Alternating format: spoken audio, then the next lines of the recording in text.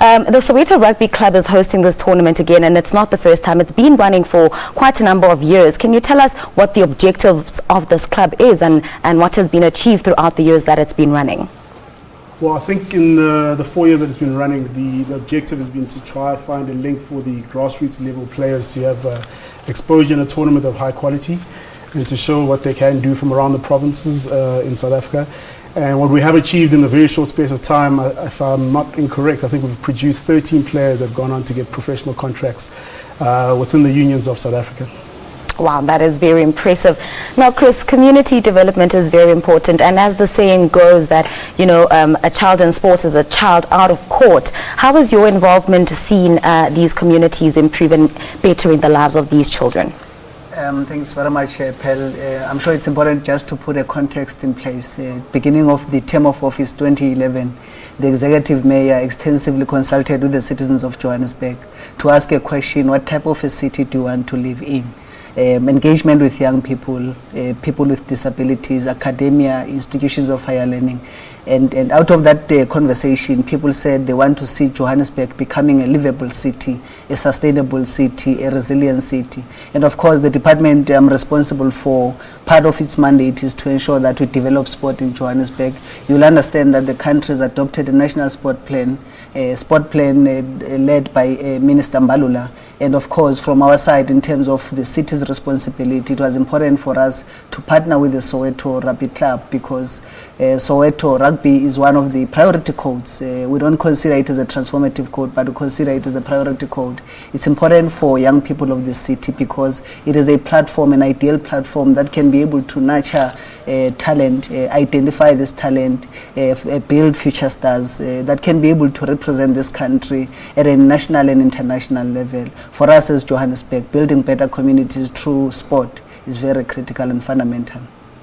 Mzamo, surely there's, you know, a whole lot of talent in Soweto. We could perhaps say it is the gold mine of talent. Has the talent that has been found enough to produce, you know, not only the numbers but also the quality black players that we so need in rugby? Well, I think to say it needs to produce black players is a bit of a fallacy because the black players actually are there. What we are doing is actually just providing exposure for them and their talents. I think is more what our role is. I will get the numbers wrong again perhaps, but I think in fact all of the under 21 players in this country that are registered with SARU, in excess of 60% of them are actually non-white. So for people to point to the fact that you're producing black players is actually not correct. I think they just need to be exposed more and given a platform to show what they can do.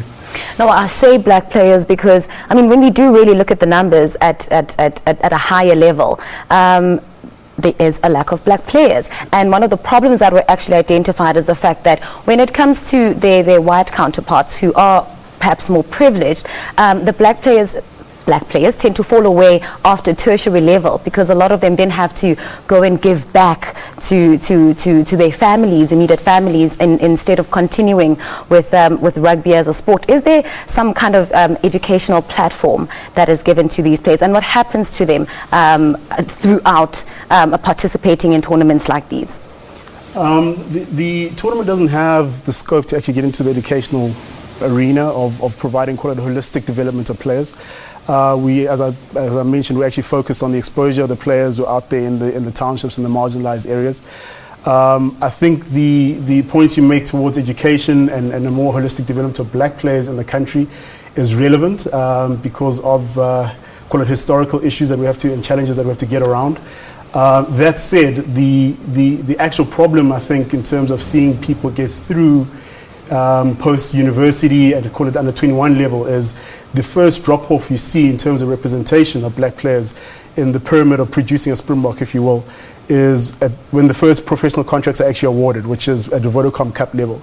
So from Vodacom Cup level to Currie Cup to Super Rugby and then to Springbok level, those are full-blown professional contracts that get awarded, and that is where you see the representation totally take a nosedive until it's a nonsense number by the time you get to the Super Rugby level. And for you, Chris, and the city of Gauteng, what have been some of the challenges and some of the rewards of being involved in something like this? In actual fact, Pel, you're speaking to not only a person responsible for sport in Johannesburg. I myself am a product of school sport. I emerged from Eastern Cape. I played at Cravenwick in 1994 at the dawn of our democracy. I represented Transkei when it was still Transkei Eastern Cape at 1994. Amongst other challenges, we have identified that school sport has since deteriorated in the country. And that is why Minister Mbalula is always talking about school sport and the emphasis around school sport. And we think that it's one of the critical challenges and a platform that we need to revive. And of course, in our townships, the issues around the infrastructure and the support. I mean, the point and the question that you just raised with the chairman of the Soweto Rugby Club, the challenges that they are faced with. Some of these young people out there have talent in those townships, but they probably don't have the facilities that are required. And part of our investment as a city, insofar as the infrastructure is concerned, is around ensuring that we focus our energies in terms of those areas that are probably challenged in relation to the facilities. And amongst other things, we're happy to indicate that our partnership with Soweto Rugby Club is around the question of providing the infrastructure, the facilities. Braamfischer is one of the areas that we have provided support. It's a very multi-purpose sport facility. You also have Orlando areas and Meadowlands, our stadiums. So it's important for us to give these kind of facilities to young people so that young people themselves are able to access these facilities. And I think for me, the question of infrastructure becomes key for the development of our young people in the communities. And my last question, how do we as the media, as people on the ground, as communities spread the word and spread the message to ensure that tournaments and clubs like this carry on for a lifetime and keep producing the kind of quality talent that you guys have been producing? Well, I think for a start, you host gentlemen like Chris and I on shows like this, and you give us the exposure we're enjoying right now. We're highly appreciative of that. And then also I think in also giving the exposure, you tell the fair-handed story, which is you get the view from the people on the ground of what actually is going on. I think the media tends to not always get the full story, and the people on the ground, for lack of a better phrase, don't have a voice in what it is that they're actually trying to say. And so this is actually a great platform for us to be able to be and actually say what's going on with Soweto Rugby. Last one, what can we expect throughout the tournament in 5 words? Tenacity, determination, discipline, and by and large, future stars that will be able to take this country to the next level. And of course, we also need to demystify the notion that rugby is an elite sport.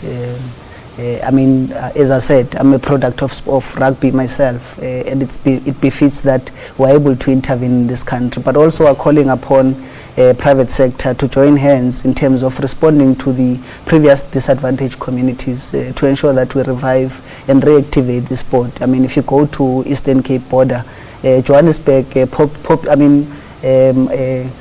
popular belief is that Eastern Cape is the home of rugby. I want to say on record here in the studio, Gauteng is the home of champions. City of Johannesburg is a sporting city of choice, and therefore it begins here, it starts here. This is where we should be able to produce professionals that can be able to represent us at different levels. Oh, thank you so much, gentlemen, for joining us. Well, you've heard it, the Gauteng province is the home of